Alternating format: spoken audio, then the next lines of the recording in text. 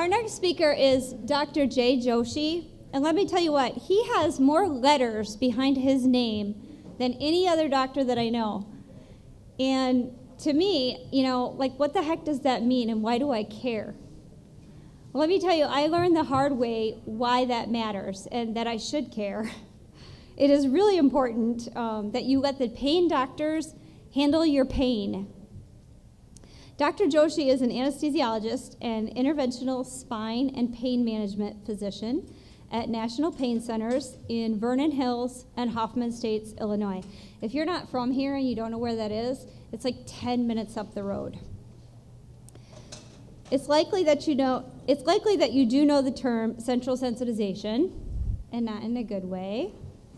If you don't, you surely feel it. Dr. Joshi is going to talk to us about central sensitization and ketamine. Please welcome my doctor, Dr. Joshi.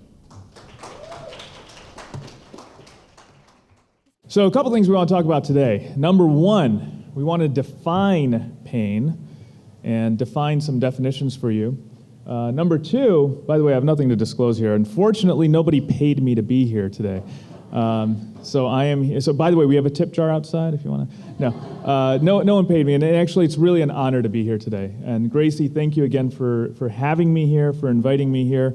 One of the reasons I like to present or lecture is because I really truly feel that we have sort of this problem in medicine today where it's become incredibly corporate. It's become a business. Everything is about how do we make more money, and nothing's about how do we do things correctly. It's not about how do we educate correctly, how do we empower patients so they can make the right decisions for their body. It's about how can we continue to increase revenue so the guys in the ivory tower are happy with our performance. I don't think I'm saying anything that you guys probably already don't know.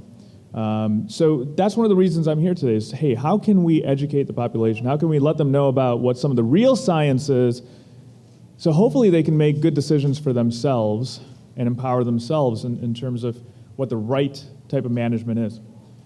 So learning objectives today. Number one, we're going to talk about definitions in the pain management world. I'm going to take this off, actually. All right. Number two, I want to talk about the various types of pain. So there's no such thing as just one type of pain. It's not just like, oh, I have pain. It's not the case. That's like saying I'm alive. That doesn't mean anything. It's just like saying I'm a human being. That's wonderful, but there's different types of human beings. We need to identify what type of human being you are. We need to identify what culture you have, what socioeconomic status you have, what health status you have.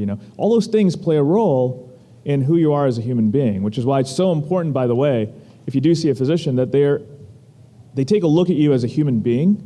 They take a look at who you are and try to understand who you are. Try to understand the experiences that you've had, because they all shape who you are, and they shape the way that your body interprets pain. So if you fundamentally don't understand the person in front of you, there's no way that you can actually adequately treat that person. Period. I'll repeat that. Okay? If the physician doesn't adequately understand the patient that's in front of them, there is no way that they can adequately treat you correctly. It's kind of like a car, okay? There's more than one type of car. Everyone agree? There's more than one type of car.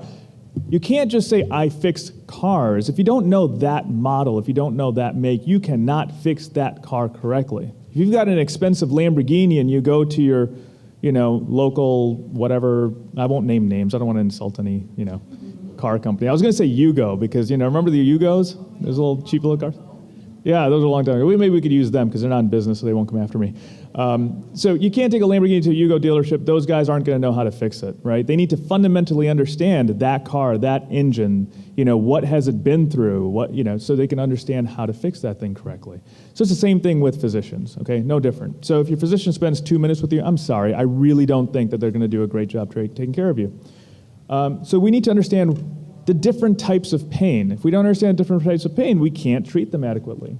We need to discuss what central sensitization is. Central sensitization is a concept that is more than just a concept. It's real, it happens, it's a type of pain. We need to understand why it happens so we can understand how to treat it better. By the end of today's discussion, I promise you, you will actually have been exposed to more information and probably have more knowledge about central sensitization than at least 95% of physicians out there, which is wonderful but sad at the same time, right?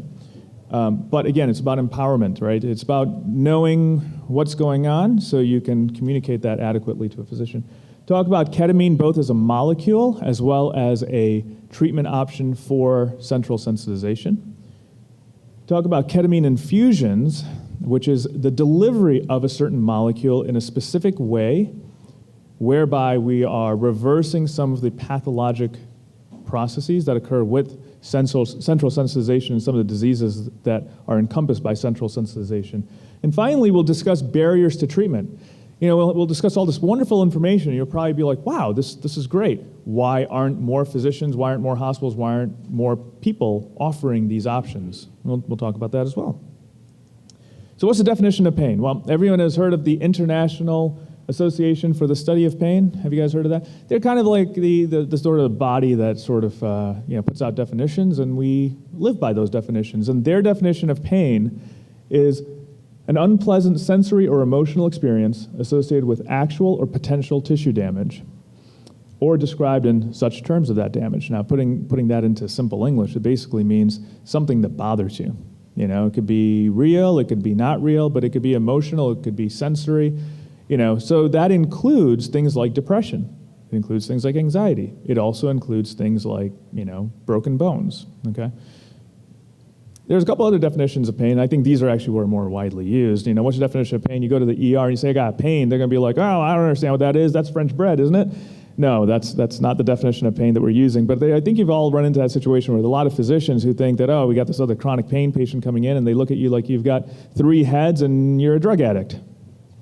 Right? So they probably say, well, pain, that just means French bread. I don't have any other definition for pain. And then you've got the other definition of pain, painful, and this is from the Urban Dictionary. See reality TV. Survivor is painful to watch when used in a sentence. All right. Other definitions that the IASP has, they have definition for allodynia. Has everyone heard of allodynia before? Okay. So allodynia, the real definition, the official definition is pain due to a stimulus that does not normally provoke pain. For example, if you're walking outside and the wind blows on your skin, and you say, oh my God, that is the worst thing I've ever felt in my life, that is allodynia. That is obviously not a normal sensation. Dysesthesia, an unpleasant abnormal sensation, whether spontaneous or evoked. Hyperalgesia, increased pain from a stimulus that normally provokes a little bit of pain. For example, if someone presses on your skin, shouldn't cause too much pain. Maybe, they press on your skin with maybe 5 pounds of pressure. Like, not the most comfortable thing in the world. But if that pain causes you the worst pain you've ever felt, that's called hyperalgesia. Hyperesthesia is increased sensitivity to a stimulation. Hyperpathia, a painful syndrome characterized by abnormally painful reaction to a stimulus, especially repetitive stimulus. Neuralgia, I think you guys have all heard of that definition, or that word at least, is pain in the distribution of specific nerves. Okay, so when I say, hey, you've got neuralgia, that typically refers to the fact that you just have some pain in a certain distribution. Okay, neuritis, an inflammation of nerves. That means that you've got some inflammation. So, for example, people have said, you've all heard the definition, sciatic pain. Sciatic pain, you get the shooter that goes down your leg. That's sciatic pain. What is sciatic pain? It's a type of neuritis. It's an inflamed nerve. Okay. Neuropathic pain. Neuropathic pain is pain that's caused by a lesion or a disease of the somatosensory nervous system. So there's a lot of types of neuropathic pain. We break those down into 2. There's central neuropathic pain and peripheral neuropathic pain. Central neuropathic pain is pain caused by a lesion or a disease in the central nervous system. The central nervous system means the brain and the spinal cord. The peripheral nervous system is pretty much everything else. So we want to make sure that we split those up into 2, central and peripheral. So central is brain, spinal cord, peripheral is everything else. Neuropathy, disturbance of function or pathologic change in a nerve, okay? So some type of neuropathy is basically a disease of a nerve. Nociceptive pain, pain that arises from actual or threatened damage to non-neural tissue. So, if you've got a problem with your stomach, if you've got a problem with a bone, if you've got a problem with some muscle, that's nociceptive pain. Okay, very different than neuropathic pain refers to pain because of an injury to a nerve. Sensitization is increased responsiveness of nociceptive neurons to their normal input. Central sensitization is obviously that definition in the central nervous system. So again, increased responsiveness of nociceptive neurons to their normal input in the central nervous system. Peripheral sensitization is referring to that same concept in the peripheral nervous system. So that's where the definition of central sensitization comes from. Okay, so now that we've kind of broken it down, you have an idea of how these words, because these are all words at the end of the day. Words are nothing more, I think I was talking to you earlier today, and words are nothing more than just some random language with a bunch of letters and characters, and we put those letters and characters to describe a scientific process, an objective scientific process. And that scientific process is nothing more than atoms and molecules having chemical reactions, and in some cases those chemical reactions can go a little haywire. And when that happens, we try to describe it with words, okay? So we try to get a better understanding of what's going on. But ultimately, and we'll talk about some of the mechanisms, ultimately what's really going on is the universal language of science and math is what's going on. And we want to try to understand what that is so we can better treat patients and have better outcomes. So common causes of pain, I think you all know that the most common cause of pain, the most common reason that patients will see a physician is lower back pain. Okay, lower back pain and arthritis pain account for half of all muscular disease diagnoses. On top of that, when you look at just lower back pain, if you look at the patients who are under 45 years old, the leading cause of disability in those patients is lower back pain. That's a major, major problem. You know, chronic pain costs America $635 billion a year. $635 billion a year. A lot of that is from things like disability. So if we can't keep our population healthy, it costs all of us. Our taxes go up, our healthcare costs go up, not to mention quality of life. Our friends, our family, you know, they're not happy, and that's not good. There's no price to that, right? That's priceless. But that's one of the leading causes of disability under the age of 45. 26 million adults per year experience frequent back pain. About 15% of Americans who experience back pain, it lasts for greater than 2 weeks. And as we all know, if those things aren't taken care of quickly, they'll progress to something called chronic pain, which becomes a totally different beast and a different way of handling that. Arthritis and chronic joint problems affect about 70 million individuals. 18 million are osteoarthritis, about 2 million are rheumatoid arthritis.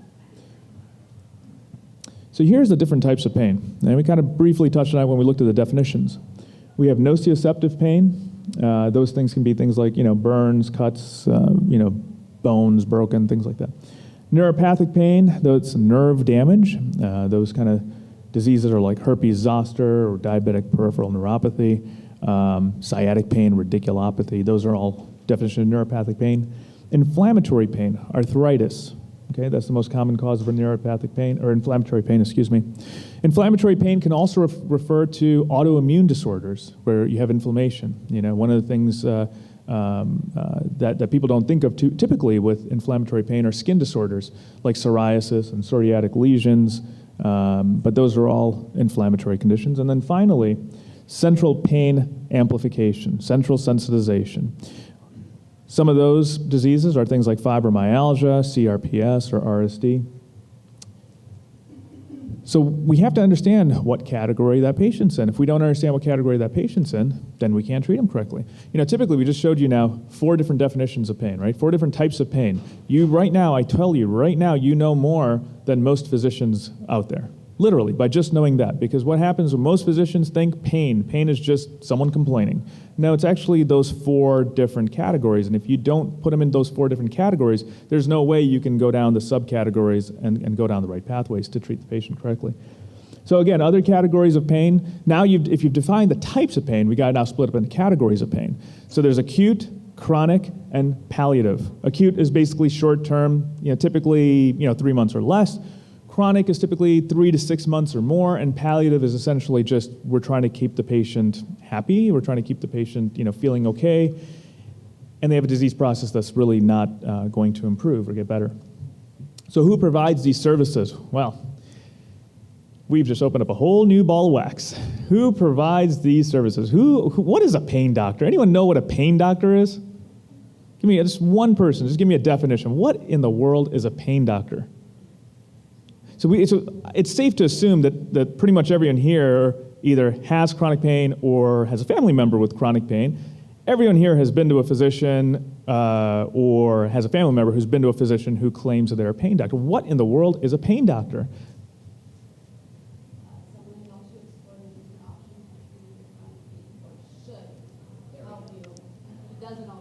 Okay. So yeah, right. So someone who should. Right, so someone who should be helping you find out where your pain is and maybe help you get better. True.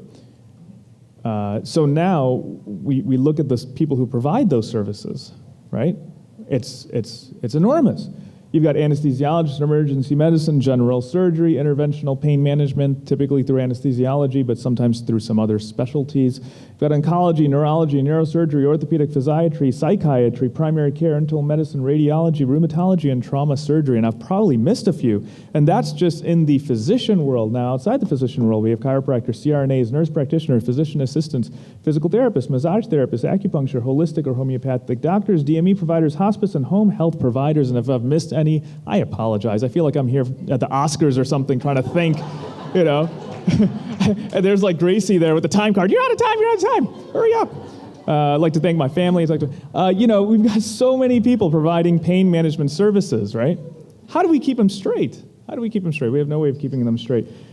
So what is a pain doctor? It goes back to the beginning definition. Now, if I said, what's a cardiologist? You'd be like, oh my God, I know exactly what that is. It's a physician who's done internal medicine and a cardiology fellowship. Done. Period. End of story. That's it. There's no debate on that, right? I ask you, what's a pain doctor? And everyone here has been or has a family member who's been to a pain doctor. Well, here's the problem, right? We're missing the big picture here. What we have is we have multiple specialties that are taught their little narrow sliver in the world of where they fall, in their specialty. So you have the psychiatrist who looks at that, the elephant, here, and he sees depression. You have the otolaryngologist who looks and he sees TMJ. Then you've got the neurologist who sees a chronic headache, and you've got the rheumatologist who sees fibromyalgia, and then of course refers it out because they say, oh, we don't treat fibromyalgia. Then you've got the cardiologist who sees a non-cardiac chest pain. You've got the gynecologist who sees PMS. And you've got the gastroenterologist who sees irritable bowel syndrome. Does this even remotely sound familiar to at least a few of you? We're missing the big picture here, right? And this is kind of the problem, I think, that we see in medicine. And it's only going to get worse because at the end of the day, for the gastroenterologist to look beyond his scope of training and to spend that much time invested in you and quite frankly not get paid anymore doesn't make any financial sense. And his administrator who, or his boss or even if he owns his own practice, he's going to look at the bottom line and say, hey, listen, I can't do this because I'm losing money. I'm not making money. I'm going to lose my job. So how do we go beyond that? Well, that's not the focus of this discussion. Thank God, because I'm not sure I have an answer to that one. But that is one of the problems that we see with pain management. Is you've got everyone under the sun trying to help, trying to figure out what's going on, and hardly any of them have formal training. So they're spinning their wheels, but not getting anywhere. So typically, looking at just an interventional pain specialist, typically it's an anesthesiologist who's done a fellowship in interventional pain management. Typically they can perform over 100 different type of procedures. You can do a variety of different things, a lot more than just an epidural steroid injection. Just in the lumbar spine, there are 20 different ways to do an epidural steroid injection. So, trained in a lot of different things. You typically, like you said, are going to be a diagnostician first. They're going to help you find out where is this pain coming from. Then they're going to hopefully come up with a multidisciplinary and a multidimensional treatment modality, looking at a variety of different options, whether it's interventional or non-interventional, and then provide those options for you, hopefully after they've diagnosed you, which means that they have to have a fundamental understanding of the different types of pain so they can put you in the right category and then figure out what are our next steps.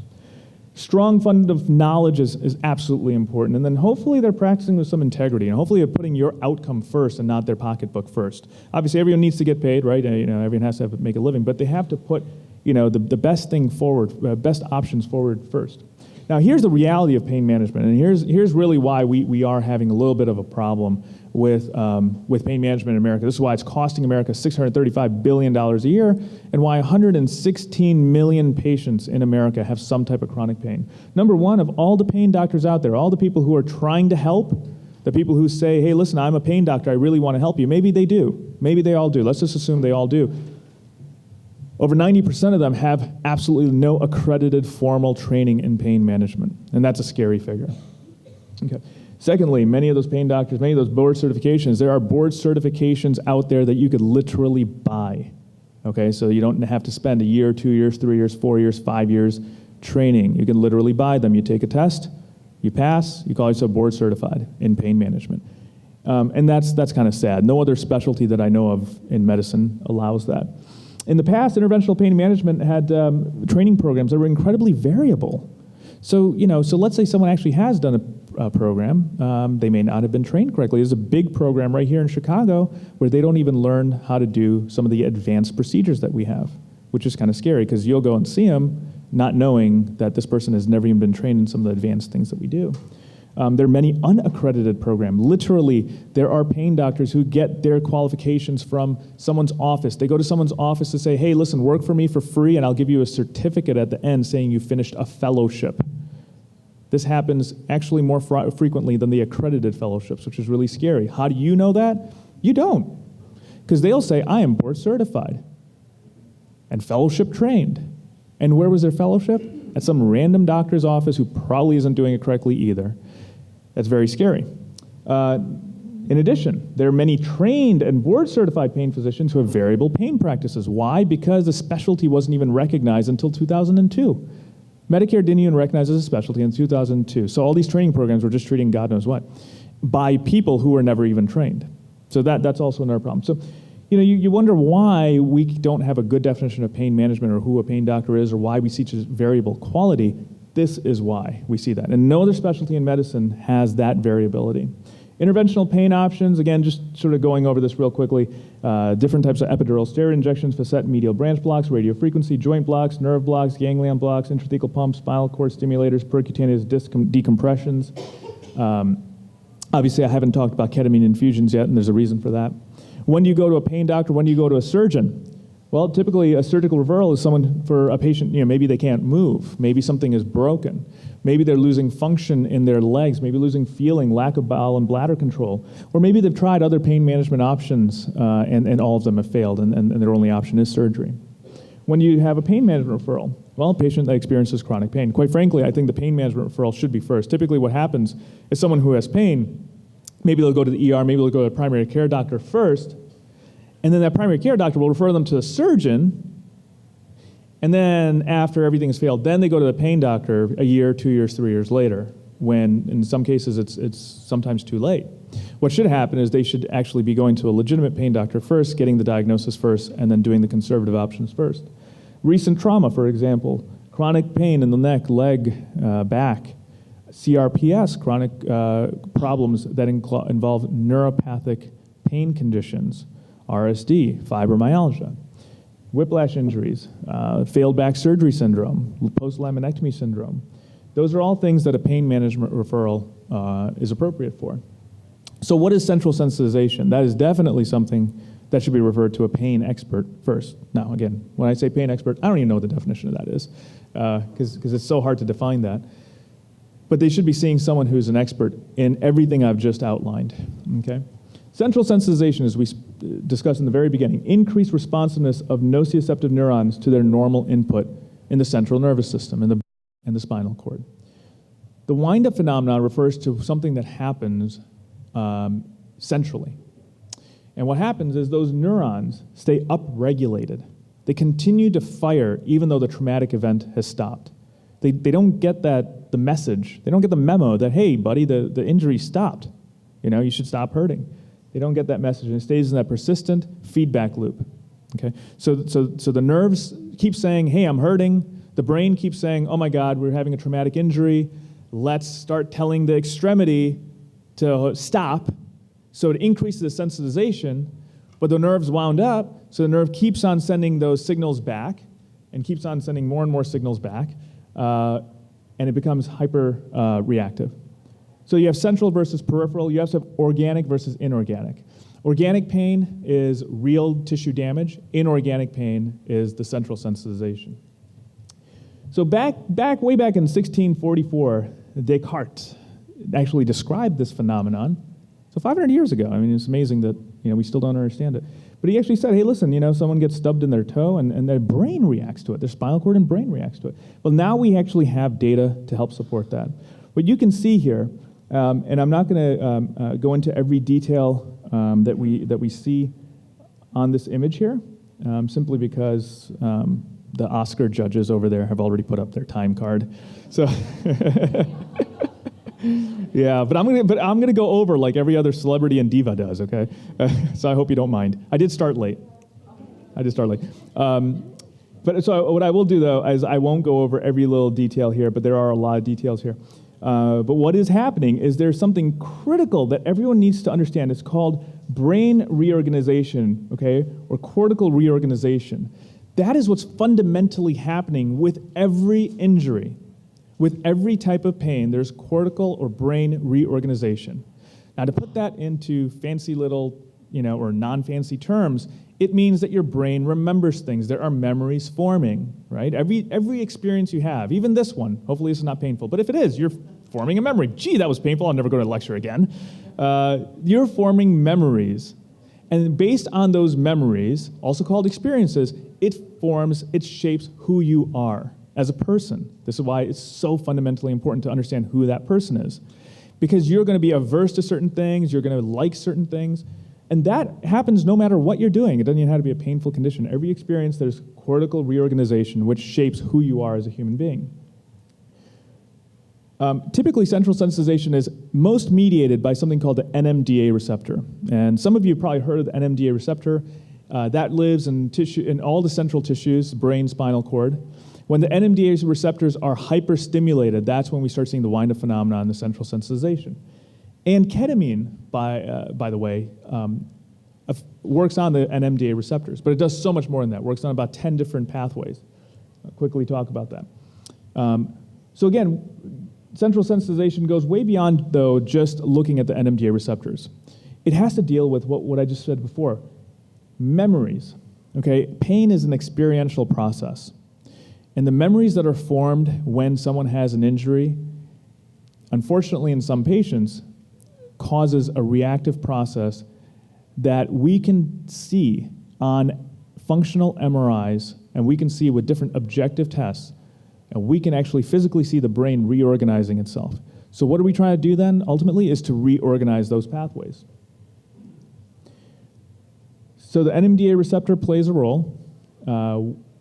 Gene alteration is affected when central sensitization occurs, and that occurs in the dorsal root ganglion.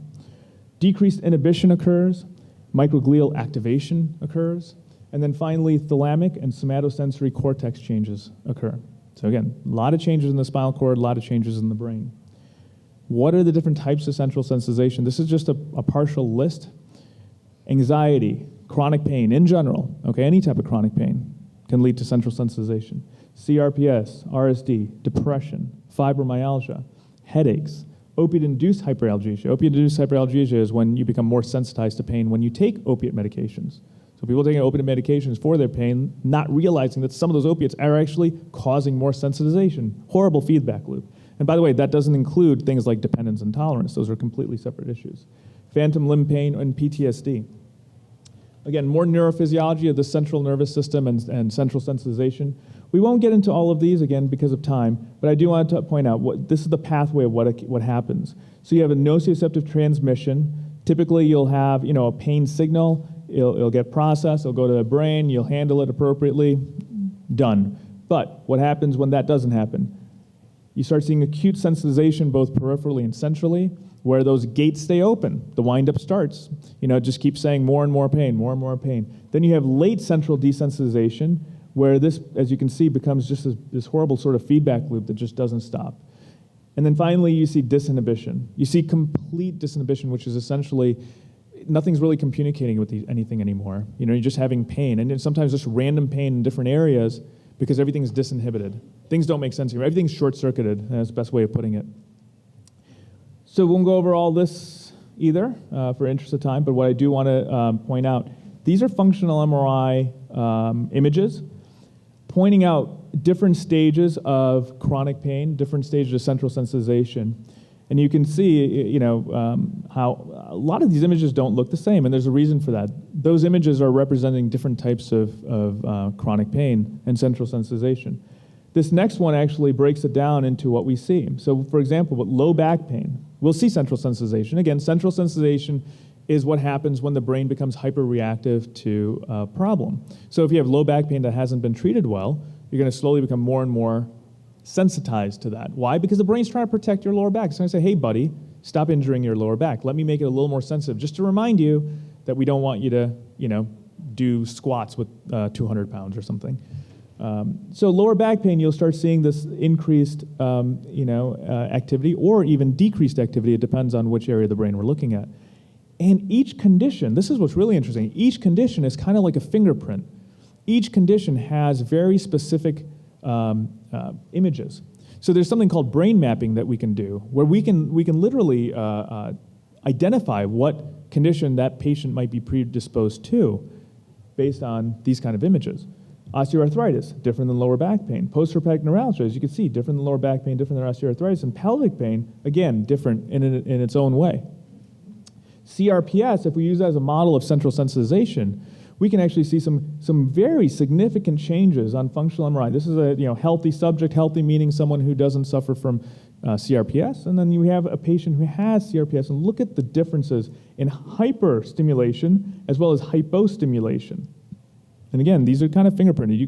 You could take many CRPS patients and do functional MRI imaging, and you'll see very similar fingerprinting, very similar areas of hyper and hyposensitization. We have a look at a time scale. We look at brain reorganization. We can see, look at this image. You don't need an MD to tell me that this does not look like this, does not look like this, right? Right? Well, you don't need an MD to do that, but why in the world is it that MDs don't know this? I don't know. I'm going to show you. I want to get to the last slide because I'm going to show you a comment that an MD made about central sensitization. That MD thinks that all these images look the same. So just keep that in mind, okay? Keep this slide in mind and then the last slide. We published an article in 2008. We're actually first to describe this connection between the stellate ganglion and central sensitization. We actually showed that when you inject the stellate ganglion way in the neck here, why in the world would injecting something in the neck affect the brain? Well, it's because there's a direct connection between the stellate ganglion and nerves that are in the amygdala, the hypothalamus, and the insular cortex.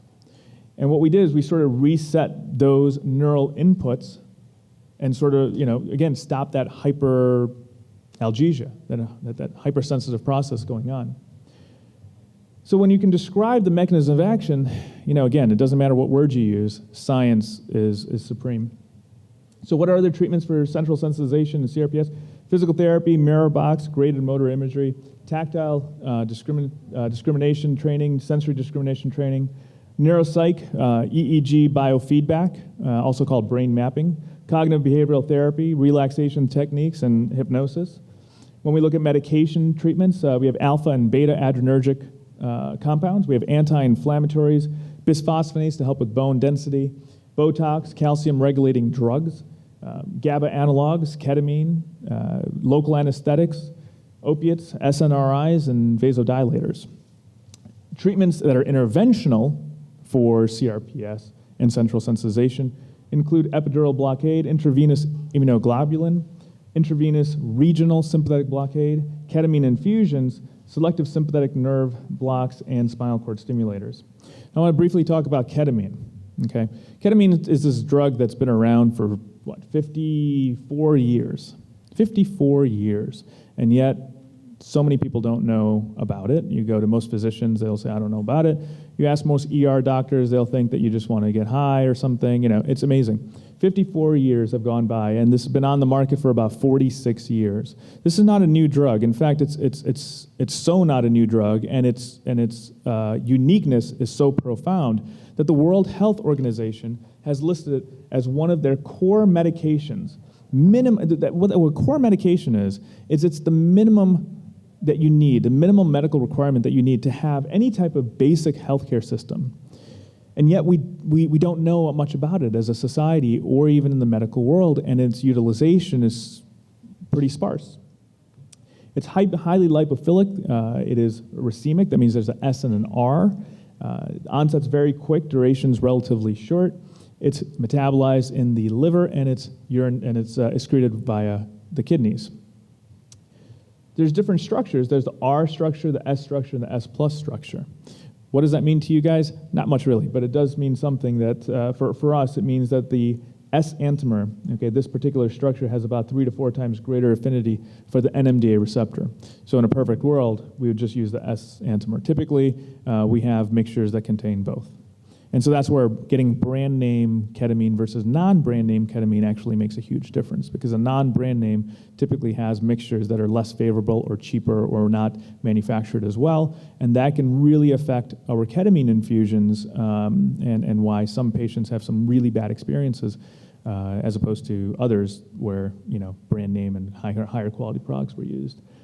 The Nmda receptor, we talked about it briefly, but that is the receptor that we found has been implicated, one of the main receptors in central sensitization.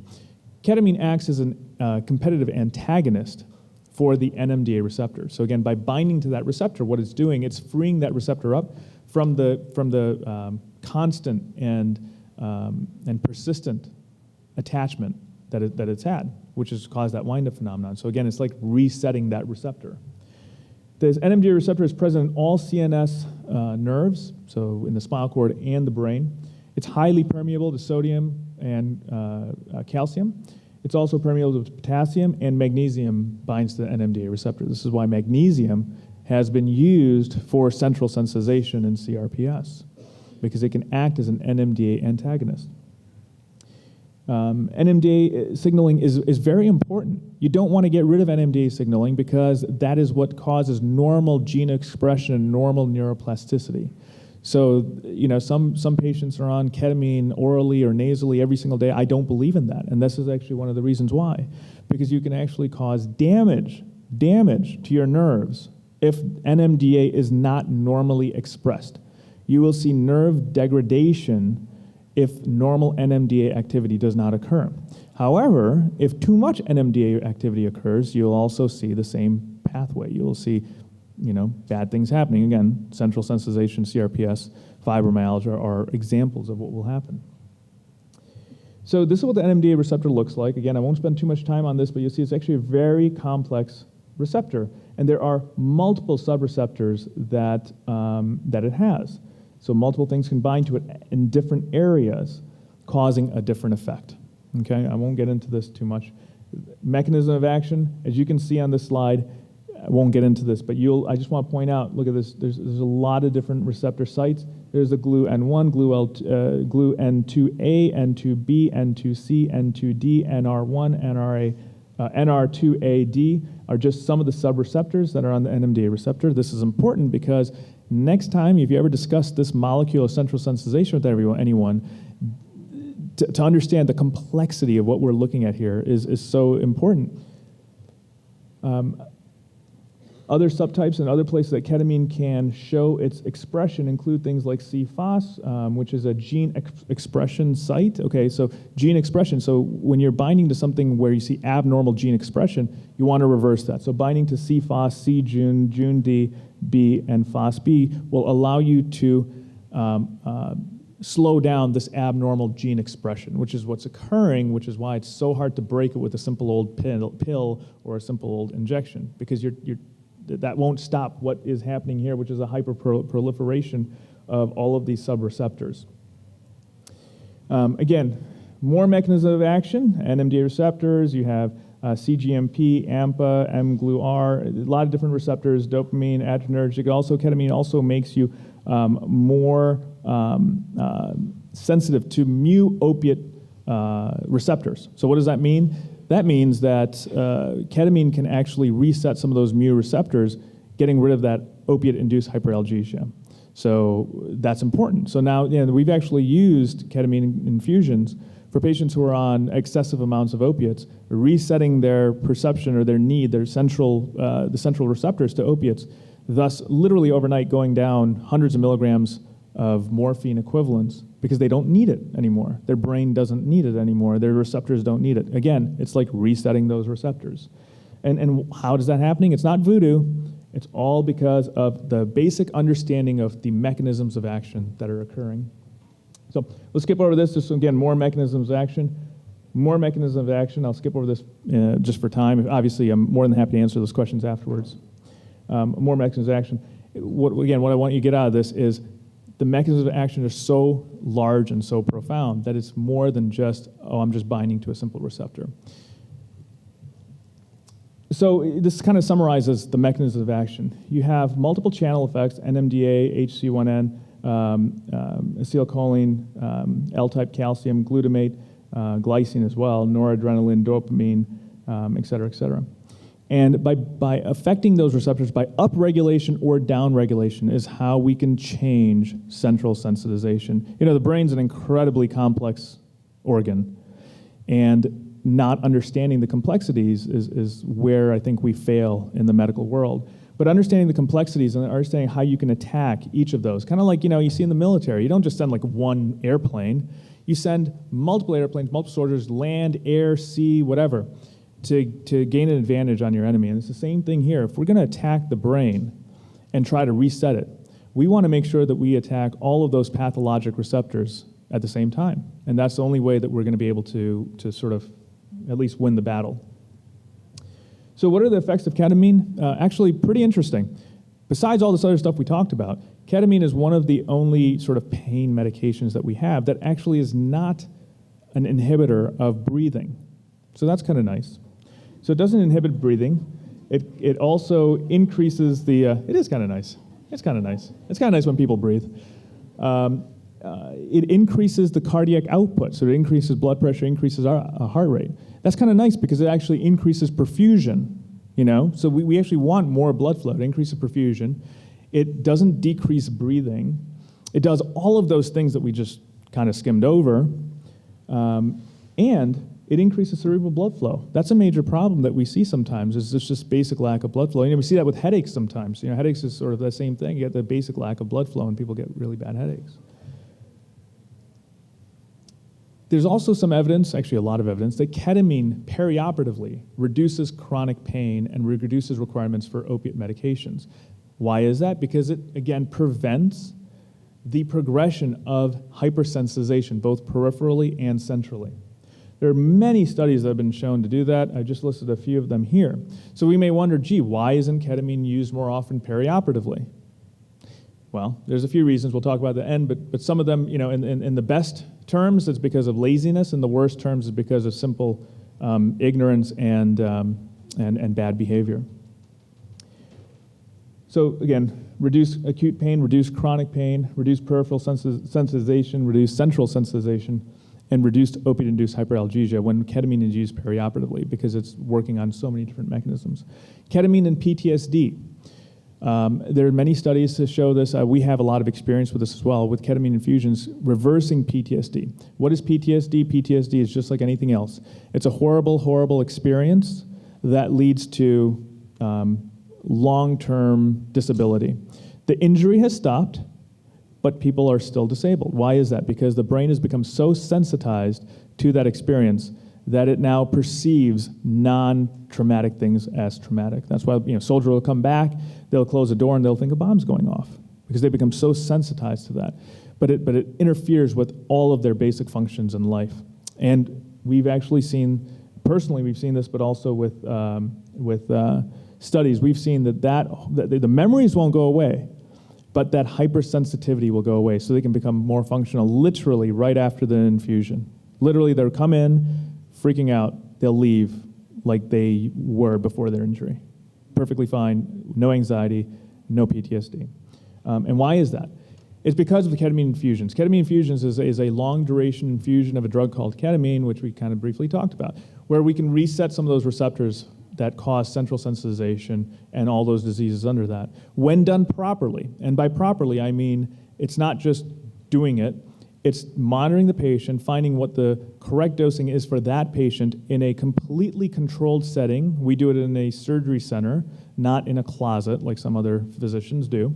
And you have to use the right adjuncts. It is essentially an OR case without actual surgery. So you treat it like a regular anesthesiologist would, where you look at the patient for who they are, and you try to assess the patient for what they need. And when a ketamine infusion is done properly, you're able to see, and when you get the right dosing and the right sweet spot for that patient, you're able to see a complete resetting of so many different receptors and so many different pathologic processes that the patient's central sensitization goes down as sometimes to zero, and they become literally pre-injury state. So pretty cool stuff. So challenges, last slide, I promise, last slide. Challenges to treatment. Why, now that we've kind of briefly looked at what central sensitization is, we've looked at ketamine, we've looked at how complex it is and what can happen, why don't more people do it? Well, number one, lack of education, okay? Right now, whatever brief stuff you've been exposed to, you actually know more, or at least been exposed to more than most physicians in America have to both ketamine, ketamine infusions, and central sensitization. Physician stereotypes, quite frankly, there's still a lot of physicians who thinks pain patients are some, infectious disease. It's like, you got a bunch of Zika patients or something, and it's like, stay away from me. You probably go in there, putting masks on. Oh, I don't want your chronic pain. It's really, it's really bad. It's really bad. A lot of stereotypes against pain patients, and most of it has to do with egos. If they don't understand something, instead of asking, gee, what's going on? Let me help you. Please educate me. They become aggressive, right? Kind of like the guy who's asking for directions, and he's lost. He won't stop. He won't ask for directions. He become hostile to his passengers and say, I know what I'm doing. I've been driving for 20 years. It's like, well, buddy, you've been driving wrong for 20 years, but nobody ever brings that up. Physician laziness. Some physicians are just, quite frankly, they're lazy. They really don't want to learn. They just want to go home, clock in, clock out, get their paycheck. Facility logistical issues. It took us a couple years to get the surgery center up and going so we could actually do ketamine infusions. A lot of other physicians haven't invested that much time or money into doing that, so they literally will just shove someone in a closet, give them a bunch of ketamine, and call it a ketamine infusion, and that's totally not what it is.